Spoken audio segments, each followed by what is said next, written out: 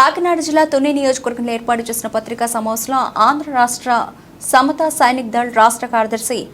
ఎర్రం సుధీర్ కుమార్ ఉత్తరాంధ్ర పర్యటనలో భాగంగా తుని నియోజకవర్గంలో ఏర్పాటు చేసిన పత్రికా సమావేశంలో పాల్గొని ఆంధ్ర రాష్ట్రంలో గత 5 సంవత్సరాలుగా పరిపాలనలో ఉన్న జగన్మోహన్ రెడ్డి ప్రభుత్వం దళిత బడుగు బలహీన వర్గాల ప్రజలకు తీరని అన్యాయం చేస్తుందని అవుట్ సోర్సింగ్ కాంట్రాక్టు ఉద్యోగ నియామకాలు రిజర్వేషన్ రోస్టర్ విధానాన్ని పాటించలేదని గతంలో దళితులకు ఉన్న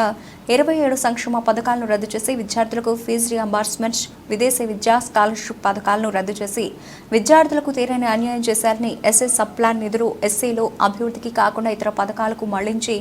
ఎస్సీలకు అన్యాయం చేశారని జగన్మోహన్ రెడ్డి ప్రభుత్వంలో ఎస్సీలపై దాడులు దౌర్జన్యాలు హత్యలు ఎక్కువగా జరిగాయని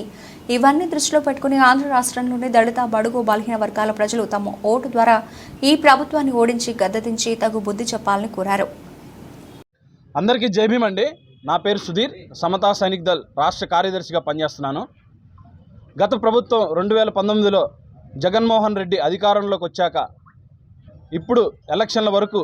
దళితులపైన జరిగిన దాడులు, దళితులపైన జరిగిన అన్యాయాలు, అట్రాసిటీలు, అలాగే మా పథకాలను ఏ విధంగా నిర్వీర్యం చేశాడో మా జాతి ప్రజలను మరి వాళ్ళకి అవేర్నెస్ తీసుకురావడం కోసం ఎలాగైనా ఈసారి జగన్మోహన్ రెడ్డి ఓడించాలి, లేదంటే దళితులకు మనుగడ ఉండదనే సిద్ధాంతాన్ని ముందుకు తీసుకెళ్తూ రాష్ట్ర వ్యాప్తంగా 4 టీములుగా ఏర్పడి మేము ప్రతి పల్లెలకు, ప్రతి దళిత వాడలకు, ప్రతి ఇంటికి వెళ్ళి వాళ్ళలో చైతన్యం తీసుకురావడం జరుగుతుంది. అందులో భాగంగా ఈరోజు తుని నియోజకవర్గంలో తుని కేంద్రంగా మేము ఇక్కడ మా సభ్యుల్ని కలిసి వాళ్ళని చైతన్యపరిచి వాళ్ళకి ప్రెస్ మీట్ పెట్టడం జరిగింది. ఈ ప్రెస్ మీట్ యొక్క ముఖ్య ఉద్దేశం,